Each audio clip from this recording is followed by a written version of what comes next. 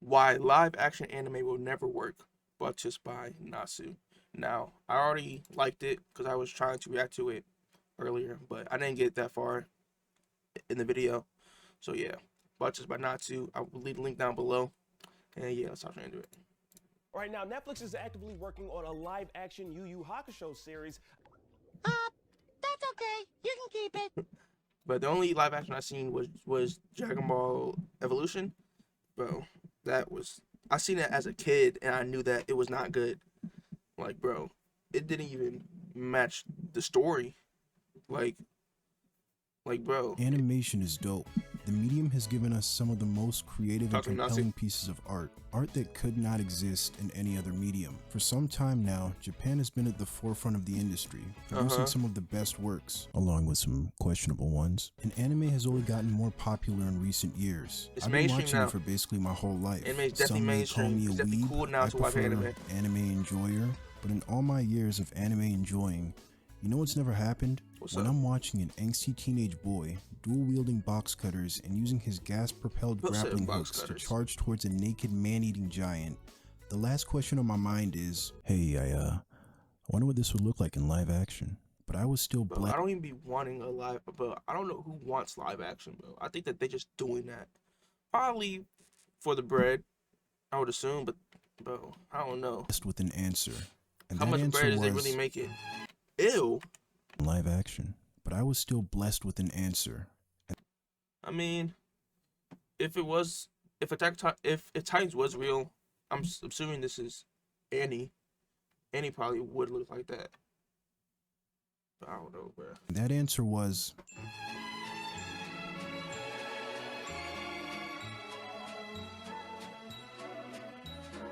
back in 2020, the year that keeps on giving, Netflix announced that a live-action Yu Yu Hakusho series was in the works.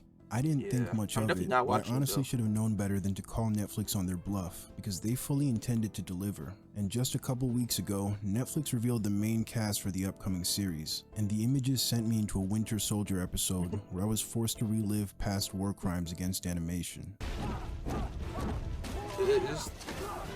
The Avatar one? Oh yeah, I also seen this too. Don't watch it, but yeah. Animation being adapted to live action is nothing new. It's been happening for decades, and the incentive is pretty obvious. Whoa. That Scooby-Doo movie I actually kind of liked when I was a kid though. I don't Creating know something from scratch is generally more difficult than remaking or iterating on an existing property. The same goes for sequels and reboots. Existing IPs already have established worlds, characters, and magic systems, but most importantly, a built-in audience. The sudden influx of superfluous Star Wars and Marvel content is no coincidence. I mean, that Disney Plus library ain't gonna fill itself up. Their most popular franchises and classic films are prime candidates for milking. Hollywood as a whole has set the precedent that nothing is sacred. Anything and everything will get additional content that nobody asked for. Oh, yeah, I heard that the Aladdin one was good. What am I?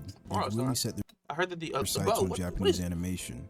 With shows like I heard that the Aladdin one was actually good, and the Little Mermaid one that they're about to drop. I don't know if I'm gonna see it, but I don't know. Just live action, it just doesn't even like make sense to me. Like Attack on Titan and Demon Slayer, propelling anime. Wait, SpongeBob also had a live action, and the first live action they had wasn't that bad, or was it live action, right?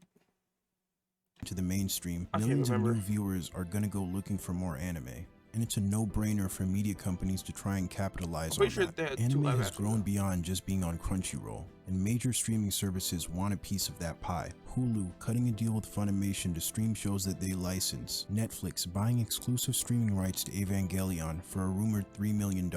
Even Amazon tried to step in with Anime Strike. Y'all remember that shit? Rest in peace. But Netflix in particular had another idea on how to capitalize on the anime craze. Relax, Light.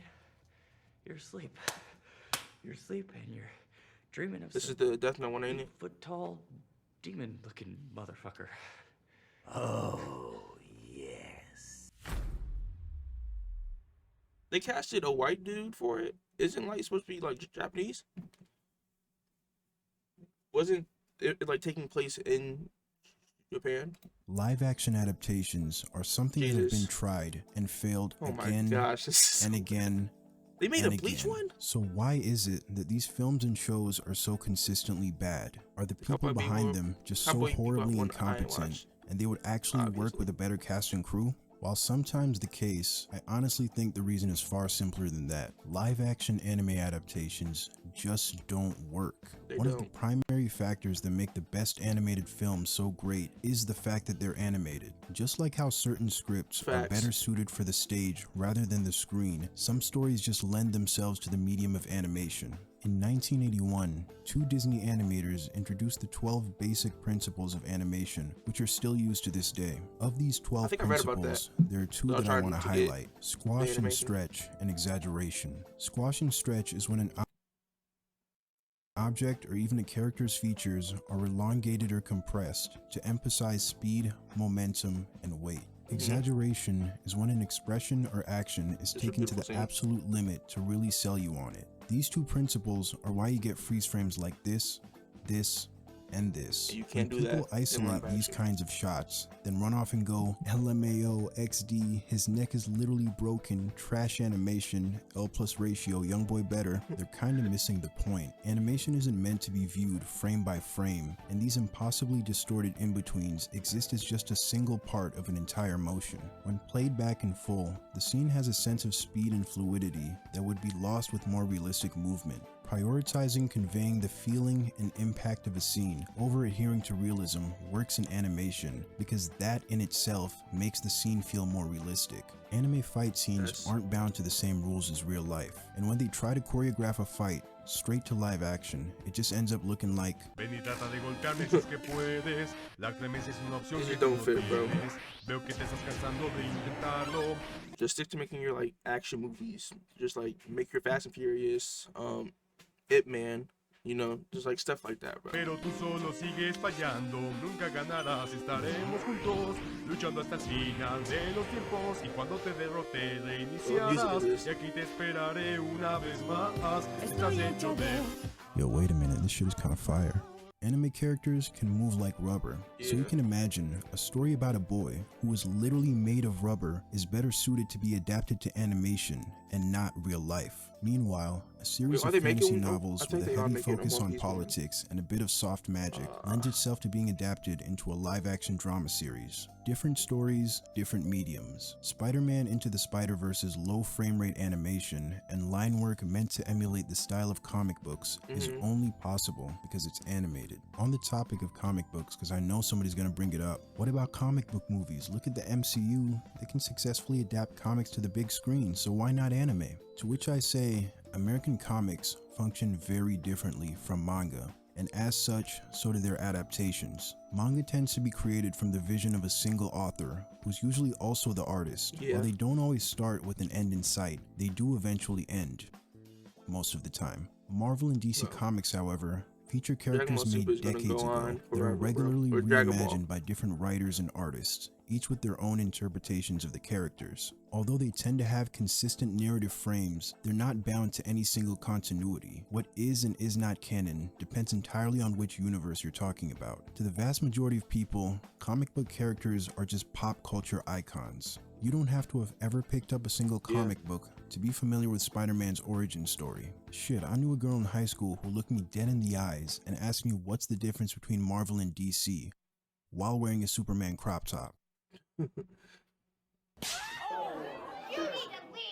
Comic characters differ from a character like, say, Naruto, who despite having no shortage of non-canon material, is still closely tied to a single continuous narrative. An industry built around continuously reimagining characters unsurprisingly works as material to be reimagined into live action. Also, the MCU still has to make major changes to make the characters transition smoothly, and this is very evident in the costume design. Superheroes wear some goofy ass shit, and episode 6 of WandaVision demonstrates just how weird it would look if the costumes were taken one for one from the comics. Character designs have to be altered and subdued, or the audience's suspension of disbelief goes out the window. They have to convince us that in the context of this world, people willingly dress like this. This concept seems to be something foreign to live-action anime, as the costumes usually come out looking like mediocre cosplay. Anime designs can get pretty outlandish, and any attempt to faithfully recreate them in real life results in a cast of colorful clowns, Regardless of how good any given actor is, if they pull up on screen rocking that Yugi Moto hairstyle, the show becomes impossible to take seriously. Like, man, look at this guy. His hat is literally blending into his hair. But anime characters aren't just exaggerated in their appearance and movements, but also their personalities. Eccentric, over-the-top characters are a staple of anime that can only really exist within the medium. It's incredibly jarring when you see a live-action actor trying to embody the same. You know what? Let me just show you. Yes, you are. You're spy, cowboy, bounty hunter for hire. Wake up! I have a job for you. We have to find Velazio before he does spooky bad things. For the more fantastical aspects of anime that can't be done in real life, they're made with CGI, which, if you weren't aware, is also a form of animation. So if you have to already rely so heavily on animation, why not go all the way and just let something be 100% animated? Look at the 2019 live action Lion King, an adaptation of an animated musical drama that doesn't feature a single human character. Elon Musk has yet to make good on his promise to make Catgirls, so we don't quite have singing and dancing animals just yet. As a result, 3D animation has to carry this film. Aside from the opening scene of a sunrise, the movie was entirely made using CGI. Modern visual entertainment has this obsession with hyperrealism, even though it doesn't always work to the product's benefit. Lion King's original 2D animation allowed the characters to be extremely expressive and, well, animated. When I see these realistic lions flapping their gums, it doesn't look to me like they're singing. It just feels like I'm watching a wildlife documentary with Beyonce singing the background music. Seeing true-to-life animals acting like humans looks hella jarring and lands right in the uncanny valley because animals don't do that. When you see Wile E. Coyote pull a 200-pound anvil out of his foreskin, chase a roadrunner in Mach 3, fall to his death, and then walk it off like a minor inconvenience, you're not taken out of it. Given the absurd nature of the cartoon, it's what you've come to expect. But no matter the in-universe rules, when you're dealing with hyper-realism, you expect things to behave realistically.